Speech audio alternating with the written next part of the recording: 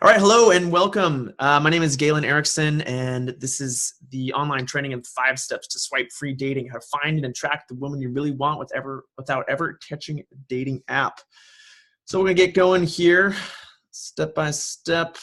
So first off, who this is for. This webinar is for guys who are tired of hours wasted in online dating for non-response or unfulfilling dates. For guys who want to find the woman of their dreams and create relationships that actually matter. All right. So in the next 45 minutes, we will cover 1, how to find and attract the woman you really want without ever touching a dating app. Okay. How to talk to women and book dates without ever getting rejected. How to start up a conversation without ever feeling like a creep. How to explore intimacy with confidence, passion, and consent. How to create drama-free relationships that support the personal growth of both people. And how to become a better man through the magic of loving connection. All right, my promise in short is I will give you a step-by-step process for finding, attracting, and creating passionate connection with the woman of your dreams. Okay, before we get going though, a few house rules. Number 1, integrity and honesty are foundational for every step of this process, all right? So I'm not gonna teach you any pickup lines because ultimately not only is that not morally the right thing to do, but it's actually not very effective for creating a long-lasting relationship. So just putting that down there, that's the number 1 thing here. 2, number 1, what I'm going to share with you is powerful, but it's not easy, okay? So all these shifts require a little bit of work. Some of them require significant work for different people. So I just want to caveat that as I go through these, all right? 3, my intention is to respect all people, and I do have blind spots. So if there's anything in this presentation that in any way seems off to you, please let me know, and because I appreciate all the feedback from my community and people around me to help hold me accountable. So lastly, I do want you to save those questions or comments for the end or after the webinar. Some of this stuff should be a little bit counterintuitive, and you should have questions, but let's save that for the end. All right? Without further ado, do any of these sound like you? Do you feel like you spend too much time on dating apps and websites? Do you find that the dates you get from apps and websites are often short-lived and unfulfilling? Are you afraid of looking like a creep when approaching a woman in person? Are you afraid of getting into codependent relationships rife with drama? Do you feel like your life lacks meaningful connections? Do you feel emotionally checked out or numb? So if any of these resonate with you, I have good news. Because these are all symptomatic, not causal. They're symptomatic of a culture of disconnection that we live in, all right? And this is something that we have to overcome. These 5 shifts can help you overcome that and create a culture of genuine connection for yourself and for others, all right? So when you master these 5 shifts, first and foremost, you have more fun in the dating process, all right? You spend more time interacting with real humans and less time interacting with images on a screen. You're able to be yourself around women who used to make you nervous, feel desired by more women than you ever thought possible. You book dates easily and almost effortlessly. Explore intimacy with grace and excitement. And you develop deeply meaningful and loving relationships. All right, so who am I? I'm an initiated DACA and tantric sexual healer. I'm a dating and relationships coach focusing on helping men create relationships of abundant love and intimacy. I'm a co-founder, writer, and event facilitator for wholeheartedmasculine.org. I'm a co-founder and facilitator for Shellbreaker Human Connection Events. I'm also an intimacy and consent educator. I've done this at schools, and lastly, I do have an MBA and 8 years of experience as a corporate consultant. Okay, so just a few words about discovering these 5 shifts, because I was not always like this. I mean, I did not always know that when I like to tell my friends that I have, the most failures in relationship and dating than anyone I know. But I was, I used to be really lonely and needy, and I was married and divorced by 22. This led to depression, alcoholism. I got in a fight. I was thrown in jail, and this was sort of the rock bottom moment for me when I realized I needed to make a change, and I also realized that the relationships were having a big impact on my emotional state. So from here, I got into Tantra training. I dove into men's work and sort of the power of witnessing. I explored open relationship and, was going and hosting sex parties and just really seeing other guys who were sexually explorative and finding what worked for them and what didn't. So through all this, I kind of started to see some of these things that worked. Of course, in my coaching practice, I'm talking to guys and supporting them in this work. And for guys that are able to implement this, it's a complete paradigm shift.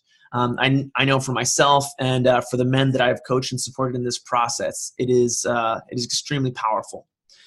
So without further ado, we're going to start getting into these. All right.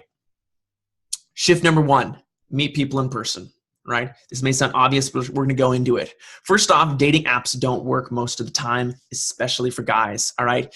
Only 5% of people married or in committed relationships report having met their partner online. So at the bottom here, we've got a link to a pre-use Pew Research Center report, and there's tons of data on this, and it's cool that they're pulling up data about online dating. Only about 21% of adults 25 to 45 are even using the dating apps. All right. There's a lot of people who aren't on there. You think there's a lot of people on there. And dating apps tend to have about 65% men and 35% women. And also the men tend to be a bit more active on there. So sometimes it's up to like 85% to 15% women who are actually on the dating apps. And for example, I know a lot of women who make a profile and then never check it. All right. So that's why for men especially, it can be extremely frustrating. All right. And furthermore, my experience is that the most amazing women are not on dating apps. They simply aren't. And you can't find them there. So don't bother. And granted, no, I should say there are a lot of amazing women who do use dating apps. But for me, and I'll just speak personally for my life, the most significant relationships I had, those people were not even on dating apps, and nor did I meet them there. Okay? So the best way to meet women is face-to-face. All right. The magic of attraction and chemistry happens in your body. It happens in person. This is foundational here. All right. Chemistry does not happen online. Chemistry cannot happen from a picture. Chemistry cannot happen from a chat. All right. Chemistry is that indescribable circulation of desire of two people interested in each other. All right. And the thing about the chemistry is that it overpowers all of our mental ideas about what we think we want in a relationship. And there's people who are, they don't necessarily think they want to be with this person, but when they feel that chemistry, it overrules all the other stuff. All right. So this is why dating apps don't work for the most part, right? Is because they connect to the brain where people are analytical and judgmental, right? But what makes a relationship work is that chemistry, and it's that empathic, primal, embodied feeling. All right? Does that make sense? So in person, also, you can very quickly evaluate chemistry. And I don't know if you've ever, gotten on a date online, the person seemed cool, but then when you met them in person, you just knew right away, right? So this is huge, why this is so important, okay? Now, how do you meet people in person? My recommendation is Meetup and Facebook events, all right? Go to Meetup and look for an event type that you'd be interested in. There is everything on Meetup. There's like chess clubs, there are hiking clubs, there are, D&D hangouts. I guarantee you in whatever city you are in, there are hundreds of meetups that would be fun for you to just check out and see who's there, all right? And the great thing about Meetup is that you're doing an activity. There's some type of activity that brings people together, and that's useful in breaking down some of the social barriers, that you have something to talk about, a shared experience. Shared experience is very powerful. Also, I recommend Facebook events and going with friends, all right? Just getting out, whatever it is. Maybe it's a party, maybe it's a dance thing or a weekend workshop. Find your friends and go out to events where you can just meet more people in person. And I've met tons of people at workshops, at dance parties, there's where your opportunity is to meet people in person. All right. Of course, you want to explore events, the ones that you enjoy, but also where people you're interested in are likely to be there. For example, I'm a competitive bike racer, but there aren't a lot of amazing women. I mean, yeah, it's more of a guy's thing, and I'm not likely to meet the type of woman that I'm interested in there, right? So here you go. Here's my little Venn diagram, right? Is that there's lots of events that that you're interested in, but where you're not going to likely meet cool people. And then there's events where those cool people are, but you're not interested in them. So you want to find that sweet spot of something that you're actually interested in. All right. All right. So that's going to give you the opportunity to meet people. Next is embodied desire. This is huge, and I don't see anybody talking about this, or barely anybody out there talking about the importance of embodied desire for creating that chemistry. All right, and I talked about this a little bit already, and I'm going to go into it here. You want to feel desire in your body, feel that raw primal energy of sexual desire. You want to allow for every bit of that feeling in your body. All right, this energy is energy for your life. All right, it can be energy for creating a relationship, and it can be also energy just for like doing what you do, is understanding to harness that feeling of desire. All right, now embodied desire is very different than mental fantasies. Okay, because most of the time what happens is when we desire something, or let's, in this case we'll talk about a person, right? We meet someone that we like, or that we're attracted to, and we feel the desire welling up in our body, and it usually goes up into our brain, and then our brain makes some fantasy about it. With certain experience, we'd like to have that with that person, right? Now, you may not know the person, or for whatever reason, you're sort of thinking that desire or that thing that you want to do with that person is inappropriate or not, and so we tend to repress the actual desire with the fantasy. Okay, and here's where it's important to make a distinction, because what I'm talking about here is in the embodied desire is allowing the feeling in your body, but letting go of the mental attachments, right? Whatever is a possible way to interact with this person, it is what it is, right? So in being attached to that is not going to help you, but feeling that desire is what you're going to create that cycle of chemistry. All right. So yeah, that's the difference between embodied desire and mental fantasies. Okay, here's another thing, and this is huge, is that I see a lot of people repressing their desire, and this is counter to connection. Like I said, chemistry is sort of this loop of embodied desire between two people, and when you shut down your desire, you shut down her desire, no chemistry is going to happen.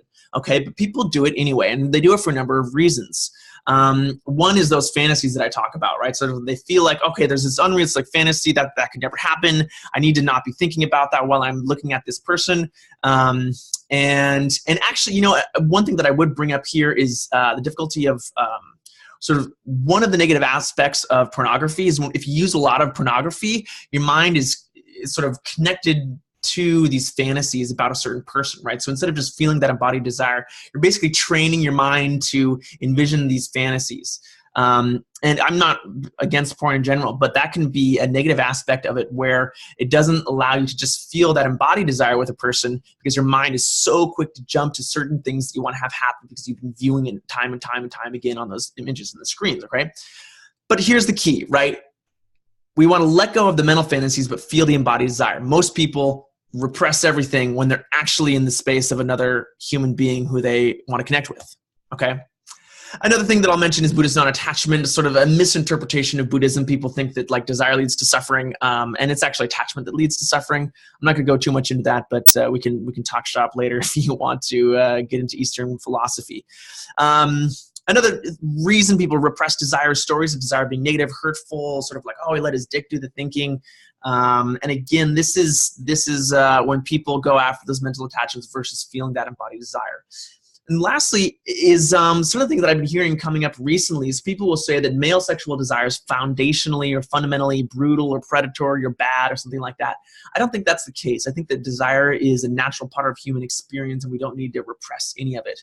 We simply need to do so in a way that's respectful of other people. It's quite simple there. So the key is first off, don't repress your desire. Feel it in your body, all right? So it must be in your body, not in your brain, because that's what creates the chemistry. And that's that cycle of embodied desire between two people. All right. So when you allow for your desire, you open up that half of the loop. It's subconscious.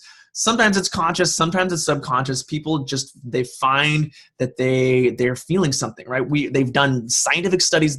They see that humans are wired to be empathic. And even if someone may not agree with your ideas or may not like the way you look, if you're able to have your desire present, there is going to be some amount of draw there, okay? Women want to be desired, men want to be desired. I mean, everybody wants to be desired. And one of the studies they've shown, though, actually is that for attraction in relationship, it's more important for men to desire the other. Whereas for women in general, it's more important to feel desired. all right? This is why looks are actually less important for guys than it is for women. And by that, I mean, it's less important for a guy to be good looking to attract a woman than it is for a woman to be good looking to attract a man. And then I'm speaking in large generalities here, but there's scientific studies just to back up the way there's different general ways that desire works, right? So lastly, embody desire and boundaries. And then this is, feeling your desire is not crossing someone else's boundaries, all right? Behavior is where we get into that, okay? And so I want everyone to know that just like desiring someone and feeling that in your body, that is not a boundary issue, all right? So you can feel free to feel that as much as possible. All right, moving along, shift number 3, take it easy and make friends. Again, this is key. Make friends with people, both guys and girls, all right? Your social life, and for most part, people, this is obvious, right? But specifically when looking into the dating scene, so many people go for the hard sell. They meet someone that they like, and they immediately want to start dating them. And this is killing your chances. I recommend just making friends and let relationship build from a foundation of friendship, all right? The best avenue for meeting new lovers is friends of friends. Pure and simple, all right? It's friends of friends. It's getting out to those social events, and you're gonna bump into someone you like. And when you're already a friend of a friend, there's so much less pressure on that interaction, and you can just be yourself. You're more likely to be yourself, okay? So when you meet a woman of your fancy, don't ask her out, just enjoy her company. I talk to a lot of guys who, talk about, I wanted to get her number and I didn't get her number. And it's, you know what, getting someone's phone number is archaic. You don't want to get their phone number. It's saying, I want to date you. Or it makes you look needy and grabby, and you just don't want to do that. You want to just be someone's friend and give them time to see if they like you or if they want to get to know you. What I do recommend is to become Facebook friends. And for most of the time, if you see someone at an event, especially if it's a Facebook event, you can find them in that event list and shoot a friend request. All right, it's very casual. It's an easy thing. It's not a lot of pressure. If you're not sure, you can't ask them at the end of a conversation. But if it's a type of event that, most of the time you're going to see this person more than once, if you find a sort of a community that you enjoy going to, all right? And one of the reasons I highly recommend becoming Facebook friends with people, it's a very useful tool because there's a lot of things you can do. You can get to know her in a low pressure context and just sort of get to know a little bit more of the context around the person. You can see other events that she's going to. So maybe, if you were on the fence about going to that event, you can see she's going there, and you can show up and you have another opportunity to interact with her. Of course, you want to be like some creep, stalking someone, right? But it can be nice to know where people are going, all right? You can invite her to events that you are going to. And this is where we're starting to get to, asking someone out or just checking like, hey, are you going to go to that event? You can see and comment on her posts, right? This gives you an opportunity to give her compliments or to acknowledge what she's sharing. Maybe she posts, maybe she doesn't post, that's fine. You can give her compliments though, if you like what she's talking about, and then you have something to talk about. You say, oh, I like how you mentioned that thing, or that was a great picture, right? Lastly, and most importantly, is you can evaluate if you even want to date her, okay? I've met gorgeous women out and just become their Facebook friends, then I see their feed and the stuff that they're posting about, and I'm like, wow, I do not want to date that person. I'm glad I didn't try and get a number and spend a lot of time investing in that relationship when I see that just sort of some of her worldviews are sort of incompatible with mine, okay? Okay, so why you don't want to ask her out? There's a couple of reasons here. First and foremost, every rejection closes the door to meeting more people, all right? When you go for the hard sell with someone or you ask them out early on, you're going to get some rejections. Some people might want to go out with you. But here's one of the things that most quote-unquote dating experts talk about is they talk about, oh, you just need to learn to deal with rejection, okay? They're like, oh, it's just a part of life. Just don't take it personally. And you just need to keep asking women out and getting rejected until you find one who doesn't reject you. I think this is a terrible idea because all those people that you could be meeting, they could potentially, introduce you to their friends. These are someone who could be a friend and it could be a social contact, and maybe they don't want to date you, but they could be just a great friend and someone for you to, share your life with. All right. But if you ask her out and then she rejects you, chances are she's not going to be your friend. Of course, there are exceptions to this rule, right? But in general, it creates sort of an awkward energy. So that's one reason why I recommend not asking someone out, at least not the first time you meet them. Number two, women are constantly being asked out, especially amazing, beautiful women that you're going to want to ask out. You're not the first guy to ask them out that day. All right. It's just pure and simple. And so people, develop defenses to that. Right. And it's a hassle, right? So you want to just give them some space, let them do their thing. All right. Okay. 3, remember that embodied desire that we talked about? Okay. So she's going to feel that, right? If you really desire her and you're just allowing that to be in your body, you're not trying to make anything from it, but you're just feeling it for yourself. She's going to feel that too. And the empathic way our brains are wired, she's going to notice it, right? When you feel that and you don't ask her out, it sends this message of interest, but yet respect, right? It has her thinking. There's a little bit of sort of cognitive dissonance there. She's like, oh, that's what's going on there. Like, I felt like he liked me, but he wasn't pushy. It sends a good message, all right? Okay, eventually you do want to ask her out, but I recommend doing that in the most casual way possible. Right? Do it the second or third time meeting her in person is ideal, rather than the first time, unless you have just an amazing connection the first time. Obviously, you'll go for it the first time. I mean, I've had, there have been a few cases in my life, my current girlfriend included, where the first time we just had this amazing time, and it was like I asked her out on the spot, but that's pretty rare. For the most part, you want to get to know them slowly. Okay. 2, you're going to feel it if she likes you. Okay. When someone is giving you positive signals and when they're not. And if you're not sure, check in with your body, check in with that gut feeling, because we are all wired to be able to notice that, right? If you really know how to listen. And if she doesn't like you, you don't need to bother asking her out, right? Because you're going to get rejected and then you have to take it personally or not. All right. Ask her out, ask her to hang out when you feel that she likes you. Okay. Do something, casual, grab coffee, maybe some of those shared interests or activities from the meetup.com where you met her, right? You've got something to talk about already. And maybe it's, going through records, maybe it's going out to get ice cream. I don't know, but it's something casual where you're not, ideally, you don't ask her out for dinner the first date. I just find that one is a little bit archaic. It puts a little bit of pressure on the environment, and it tends to be a little bit more costly because you don't want to take her to a crappy place. But so then there's a risk that both of you are spending a lot of money on what might be a date. If it's a first date, who knows? So that's what I have there. All right. Moving right through here to shift number 4, empowered consent. All right. Now, consent is, as I define here, is interest in exploration while foundationally or fundamentally honoring her personal sovereignty. Okay, and that's basically you're saying that you understand that she's in charge of her body, you're not in charge of her body, and you don't deserve any sort of experience with her body. Right? It means finding mutual agreement for shared experiences. Right? When a lot of people, when I talk about consent, people often tense up and they think that they're going to be accused of doing something wrong, or if there's a lot of charge around it, especially right now. But mutual agreement, this is actually a term coined by a friend and colleague here, Carrie French, and it just means that you both agree on what's going to happen. It's very simple. Okay. But here's the thing: a lot of people, and this is what I get early on, is they say that asking isn't sexy. Okay.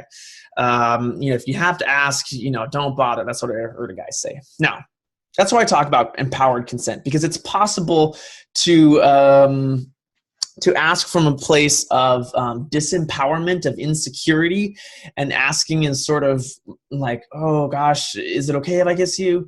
Or something like this. But what I'm talking about in empowered consent is simply sort of, are you ready? Right? Instead of, I'm insecure and I want you to tell me if it's okay. Right? Because here's the thing, a woman may like you, but she may not be ready to kiss you yet. She may enjoy making out with you, but she may not be ready to have sex with you. Right? And so that's why, verbal consent and sort of nonverbal cues are so important here. And they send a really strong message. Okay? And here's the key, right? So a lot of guys, I talk to a lot of guys who aren't as aware of this as women are, but we live in a culture of women as objects for men's pleasure, right? If you even you can look at the women's magazines and it's all about how to please him, how to make your man want you, how to do, how to be beautiful for him, all right? Women are getting this messaging all the time. And then us guys, right, we're watching porn and we're training our brains to see like, oh, okay, yeah, a woman's body is there to make me feel good, right? Now, this sort of cultural norm, especially when I say it here, it's going to be obvious, right? It's like, okay, women aren't objects for men's pleasure, but yet there's so many things in our culture that are training our brains for that to be the reality, right? And of course, it's disrespectful to women as people, and it kills the intimacy of a relationship. It'll kill the connection, all right? So this is something that you need to counteract, quite frankly. And that's why it's actually it's going to create a more powerful connection. All right. Now, power differences can get in the way of consent. And when we're talking about consent here, I got to mention this because it's really important. This is where we start to get into some of the nuanced stuff, right? First and the first and most common power difference is inebriation, right? My girlfriend is a lot lighter than me. I have a higher alcohol tolerance. If we both have 3 drinks, I'll be fine. She's going to be drunk. All right. So when there is that type of power differential, consent cannot happen. All right. But there's also those power differentials happen with age, and those things can get in the way of someone being fully into it, for having that mutual agreement for that experience. All right. So I'm just going to mention that as something to keep an eye out, because even if she says, the words come out of her mouth, yes, if she's not in a state where she can consent to it, that's very risky territory. All right. So learn to practice empowered consent, right? It takes practice, right? I'm still getting good at it. I still, move too fast sometimes and upset people. And that's expected, right? But it's still, as we practice, we can get better and better and better at it. All right. So here's the thing is that, it's really powerful to do from the beginning of the relationship. And I'm going to have 2 examples here. Can I ask you a personal question? Or can I sit next to you? Okay, these are ways you can start practicing empowered consent early on in the relationship. And what that does is that sends a signal to her that you're aware of this stuff, right? You're aware of these cultural norms of women as objects for men's pleasure, and that you're not going to play into that story. All right. I remember there was once I met a woman at a party, and I saw her sitting alone. I asked her if I could sit down next to her, and she said yes. And then she looked at me and she said, you don't have to ask if you can sit next to me. And I said, yeah, I know. And then she kind of like smiled and she said, I like that you did though, right? And that went on to become a really wonderful connection. So the thing here with empowered consent is you want to make a commitment for yourself and then communicate that tone early and often in the relationship. And what you're going to find is when you're communicating that tone, when you're committed to that for yourself, people relax more. All right. Women can let their guard down when they know that they're going to be honored, when they know that you're going to get mutual agreement for any type of experience, that they're not going to have to defend their boundaries with you. All right. Does that make sense? Okay. So a common consent mistake, all right, and this is often guys that they like start learning about boundary awareness and things like this, and they just decide that they never want to approach a woman. They heard about a woman being harassed or a woman, boundaries are crossed, and they say, okay, you know what, I'm just not going to be that guy. I'm only going to wait for women to come to me. And I think this is really a cop out, and it does more harm than good, because basically what happens is that women aren't approached by guys who have boundary awareness, right? And it's just sort of the assholes are the only guys who approach women. And that's actually not creating the world that we want. So you want to be able to like talk to women, make friends, and just do so in a way that honors their boundaries, okay? Because here's the thing, women still want to be desired, right? I talked about this earlier. Everyone wants to be desired, and it feels good if you can be desired in a way that respects your boundaries, okay? This is incredibly sexy. And there's guys, for the guys who know how to do this, women rave about these men, okay? I hear women talking about it amongst themselves, like guys who just know how to really honor a woman's boundaries. It's incredibly sexy, okay? This is, that's all I'm gonna say. Ask the women in your life, they'll tell you, don't take my word for it, okay? And when you're able to do this, women will thank you, right? So I've literally had women like thanking me for the way I was with them and the way I explored connection with them. Because sometimes, connection isn't meant to happen, right? But when you can explore that connection in a way that is foundationally honoring her personal sovereignty, in my experience and with the men that I work with, and so often it's just extremely refreshing. All right. And I've had women who, where we explored connection, I practiced my best consent, and it turned out that our connection didn't make sense to pursue, but she wanted to introduce me to her friends. And I've heard other stories about this. Right. And so that's been a huge sort of realization of the power of this type of work. Right. So lastly, again, like I said, learning good consent practice takes time. Power dynamics can get really tricky, and just understanding the people who have experienced more trauma and things like that. So I'm far from perfect. I'm still learning this stuff. But even just knowing a little bit of it is extremely powerful. And if you want any more resources around this, I'm happy to recommend those if you contact me afterwards. Okay. So last key number 5, and we're getting through these here, is invite wisdom and skillful reflections. Okay. A lot of guys, so this stuff is hard, all right? Dating in the world today is difficult. Everyone needs help. I need help. I've got a coach. And the thing is, it's cliche, right? But men don't want to ask for help. They just want to sort of, it's a lot of guys would rather suffer in silence, all right? But here's the thing. You're likely to misread signs, right? You're likely to overstep boundaries. Your own self-doubt will get in the way. You'll feel frustrated and overwhelmed. These are all things that happen, okay? And that's why we need support from qualified sources. First and foremost, ask your female friends to give you feedback and help hold you accountable, right? This is so powerful. As guys, we need to hear from women. As guys who want to date women, we need to hear from women other than the women we're trying to date about relationships and how we show up in relationships and how we are, sort of the energy that we hold, right?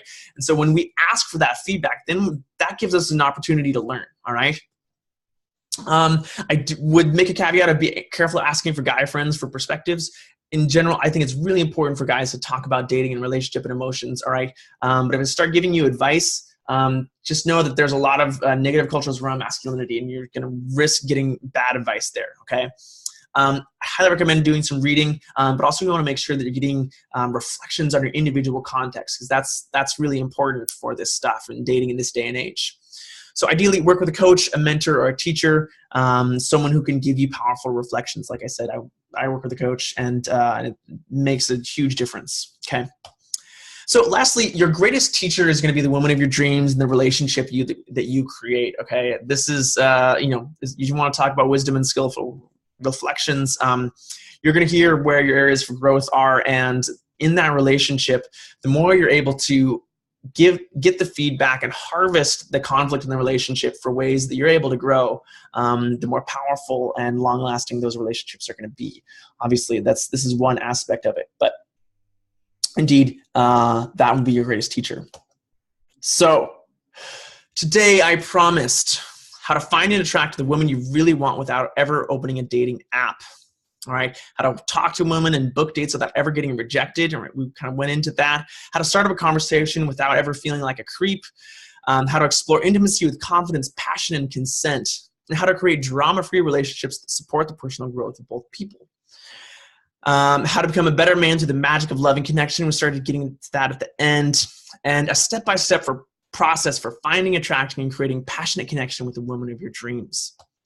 All right. And so in summary, these 5 shifts are: number 1, meet people in person; 2, embody desire; 3, take it easy and make friends; 4, empowered consent; and 5, invite reflections and feedback. Okay. So I just gave you a lot of information. Hopefully you took some notes. Hopefully some of this is resonating with you. If all it is information, it can be stored away in your brain, and you can continue going about your life and nothing will change. And the same patterns that you've had will be the same patterns, all right? But if you make a decision to yourself to do something different, right? To start getting out there and just go to a meetup event, right? To feel that embodied desire, to ask her if you can sit next to her, to practice these tools, you're gonna start seeing changes. And it's that decision for yourself to make the change which makes the difference. All right. And when you do make that decision, your life is going to start to blossom. Women are going to start to react to you in ways that they haven't before. And it's, I've had guys, even just like the next day after we've shared some of this stuff, and they start saying like, dude, it's weird stuff is happening. And before you know it, you're finding these really connected relationships. You're meeting and interacting with the people you enjoy. You're having a great time doing it. You have more energy in your life, more sort of happiness and joy as you connect with people, and you end up doing things that you enjoy and getting out and meeting new people. Okay. And that's all about the power of the decision. All right. So I can help after I do these webinars, anyone who comes to these webinars, and if they found it useful, I like to offer up a free call so we can check in about how to apply these 5 keys. All right. So get on the phone we do about 45 minutes, and we just sort of like look at your individual context for this. All right. And this is just something I do for free. Okay. But it's not for everybody. You must be a man of integrity. If you're looking to trick women to get to sleep with you, please don't contact me. You also must be willing to step out of your comfort zone physically, mentally, and emotionally. You must be open-minded and willing to do some work and to make some of these powerful life changes. All right. If this sounds like you, then yeah, please book a call. I'd love to chat, and I enjoy doing this work. Of course, why am I doing this? I want to create a world where men aren't starving for affection and where women feel cherished and lucky to be with the man of their dreams. All right. So in the past couple of years, I've had a couple of guy friends who have ended their own lives. And both of those contexts, relationship difficulties has been a part of it. And quite frankly, I don't want to see that again. I don't want to live in a world where that happens. So part of why I do this work is to help create a culture of connection in this culture of disconnection. I also talk to so many amazing women who, tell me about like not being able to find a guy that knows how to do this stuff with her. And so I want, women to feel cherished and lucky to be with, the man of their dreams. And then also I want to create a world where people can explore intimacy with safety and consent. Reading the Me Too posts was frankly quite heartbreaking for me. And so that's important part of why I want to get this work out there. And lastly, this is the work that I do. So I'm just putting out whatever work that I do, and I'm kind of giving it away for free here. And that, I suspect that some of the people who come to these webinars will want to work with me, and some of the people won't. But that's either way, we can both sleep well at night knowing that we're creating the world that we want to live in. Okay, so with that, this is the end of my webinar. Online training. Here's where you can go. You can go to galendatingcoach.com/apply, and there you'll be first you select a time zone, find a time that works for you. Then you'll be directed to a short form where I'll just ask a few questions about sort of like where you are in your life and what are you facing. This guarantees or just helps us get the most out of our time when we do have that call. Yeah, thank you. Thanks a bunch. I hope you guys got something useful out of this, and yeah, it's important work. Let me know if you want more questions or anything like that, and enjoy practicing this in your life. So with that, I'm going to wrap up this call here. If you do have further questions, feel free to reach me on Facebook. I think my profile is there available on the event where you saw this. So yeah, reach out to me, shoot me a question, or if you have any comments, please let me know. And yeah, feel free to book a call if you feel like that's where you're at right now. And I will talk to you all later. So thanks a bunch, and take care.